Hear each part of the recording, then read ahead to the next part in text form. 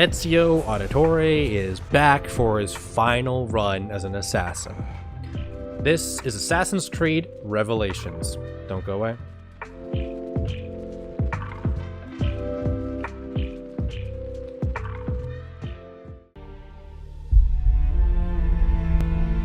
Revelations. I gotta be honest, I wasn't even planning on playing this as my next game because I just finished Brotherhood, but the cliffhanger for Brotherhood was so big, I couldn't resist. I had to figure it out. So many questions and little to zero answers. And to start, just looking at the cover, I thought this was going to be an interesting concept. You know, there's Ezio. That's got to be Ezio, right? And then there's just like this older assassin in dark clothing. This could be good versus evil sort of story here.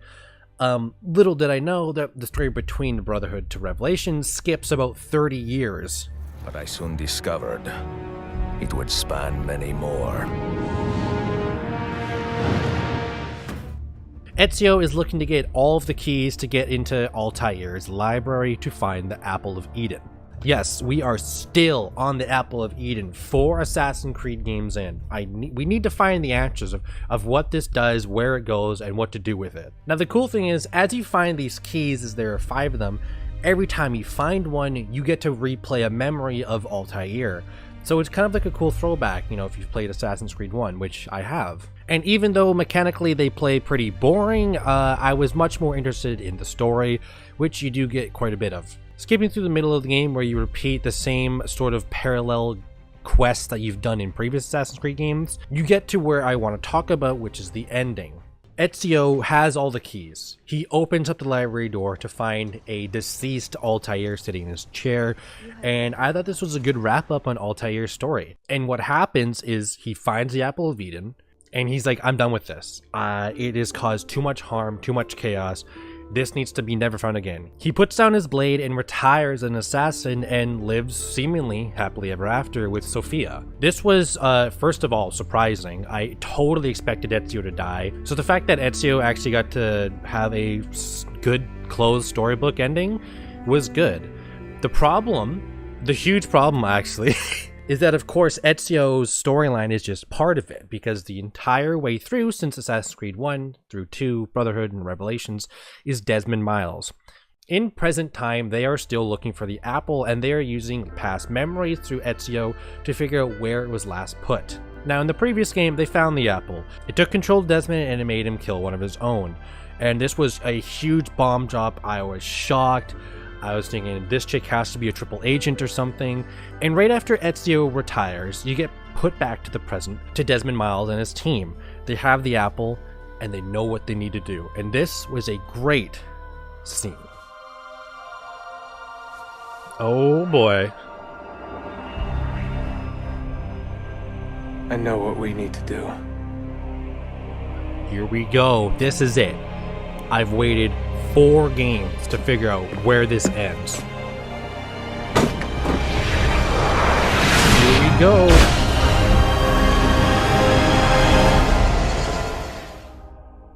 Bro, this next chapter is gonna be insane. Like, I literally can't wait. Oh my god, bro. Oh, hell no, man. What the fuck, man? And that's it. Done. That was the end. I honestly couldn't believe when I went into that loading screen. I legit thought, this is the final chapter coming up. We're gonna figure out what we need to do.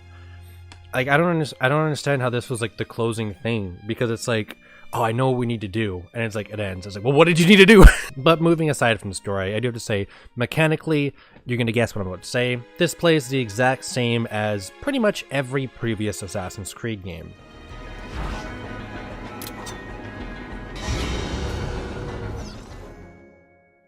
If it ain't broke, don't break it. And so far, 4 games in, I still like assassinating people. Yes, some of the quests are getting old. Anytime I have to tail or follow someone without being caught is sort of getting boring at this point. But anytime the mission is to assassinate someone, I still have a huge blast with that, especially in parts where I'm able to swiftly move through the base silently, undetected, and kill just the one guy I needed to kill. You feel like a boss. But just following a guy throughout the city for like 5 minutes gets kind of boring after the 4th game.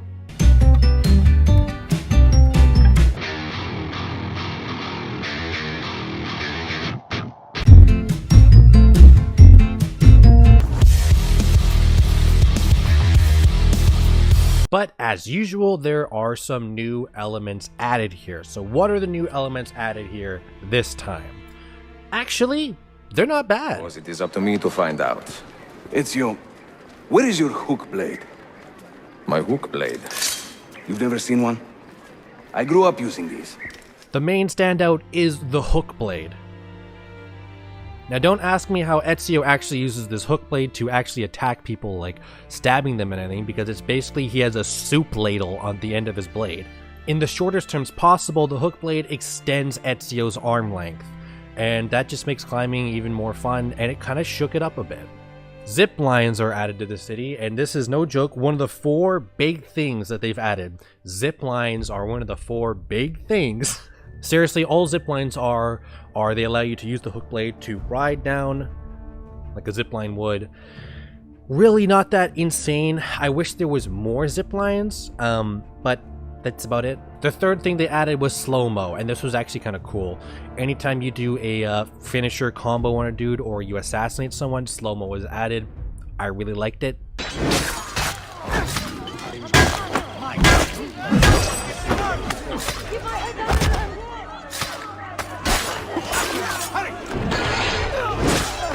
And the anchor, the second biggest thing I would say that they added to the game was the new bomb mechanics.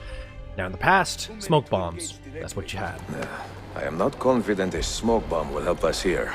Smoke bomb? Ezio, it's time you Italians joined the 16th century. These do not obscure, they distract. But now you can craft bombs that can distract guards and be lethal. Now I'll be honest, I did the tutorial for bombs that distract. Useless. Completely useless. I did not use a single distract bomb. Lethal bombs, on the other hand, are quite good. Oftentimes, if there's a bunch of guards sitting in around each other, just like 4 or 5 in a group, throw a bomb out, boom, there goes 5. So as much as this feature was shown in the game quite a bit, honestly, like you are continuously collecting things for bomb mechanics, I really didn't use it that often, but I'm not going to complain. I liked the new feature. Presentation for Assassin's Creed Revelations. Now, if you've watched my previous ones, I've sort of shit on the presentation. Sure, Assassin's Creed 2 had great music and great cities and everything, but the facial capture and the models of the game were horrendous, and they weren't fixed either in Brotherhood. In fact, the Brotherhood just copy and pasted everything from the first game except for having a new city, took the same soundtracks, and was overall not that impressive. Revelations from the startup, I definitely noticed a big bump here. Face models look considerably better. Maybe still not up to the industry standard at 2011 at this point, but still considerably better. To know. Well, you honored your promise. Here is mine fulfilled. If we are correct, this should show you the location of the first book. I must admit, my head is swimming with the prospect of seeing these books. One of the first things I noticed immediately, the mini-map got an upgrade. It's a lot more mini-mappy. And arguably the biggest difference here is that in Assassin's Creed 2 and Brotherhood, you explore pretty similar cities, and it kind of felt the same in Brotherhood. Well, in Revelations, you are in a completely new city. You're in Constantinople, and it has a hell of a different feel. Although you are doing the same things of destroying Templar towers and going up to lookout posts and synchronizing, the look, the feel, the ambience, the soundtrack of the city is completely different. And that's all it takes to make this game feel a standout. Like, you actually don't know how awesome it was to do a lookout tower and not hear the same soundtrack over and over and over again. The first lookout tower I did here, and there was a new soundtrack, I was like, oh my god, let's go.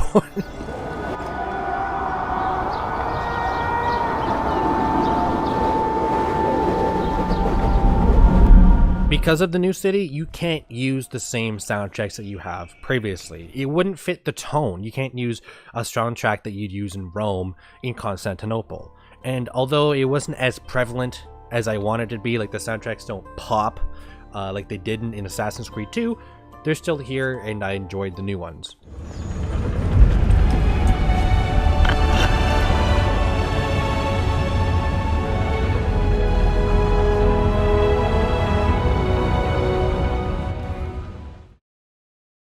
So for overall opinion, I gotta be honest, I really like this game. And I think this is a good wrap up on Ezio's trilogy. Not Desmond, Ezio. This isn't at the same level as Assassin's Creed 2, but it's much better than Brotherhood.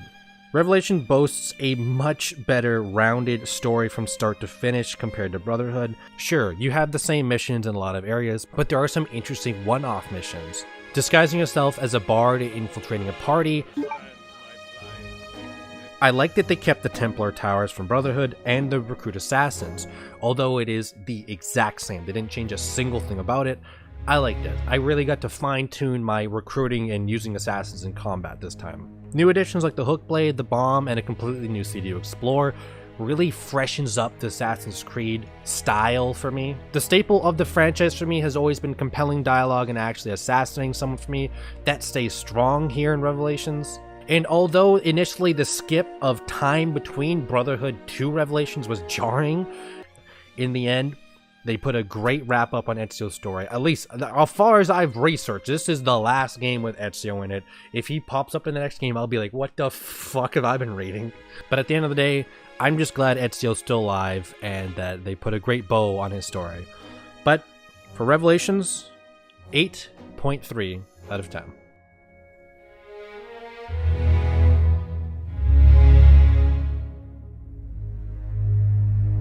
So that's it. That is Assassin's Creed Revelations, and I think I might take a slight hiatus from this series. I bought the first 4 games on PS3, so in the near future I'll probably get the next 4, whatever those ones are. I haven't really looked at those yet. I'll get the next 4 and play through those. But for now, I'm your host, Saber Planet Entertainment, and Open Just Review. Peace out.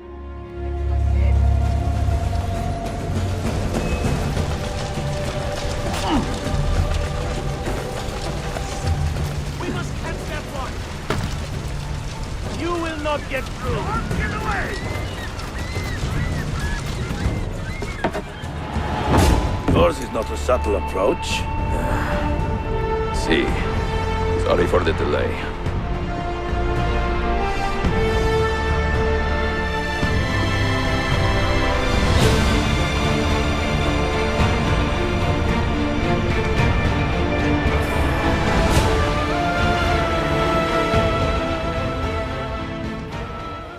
What is up? I know what you're thinking. You're only here for the bonus Easter egg soundtrack I put in at the end of every video. But did you also know I have a donation page under Buy Me a Coffee? Donate whatever you want to my channel and I'll put half that back to an environmental charity. So that's that.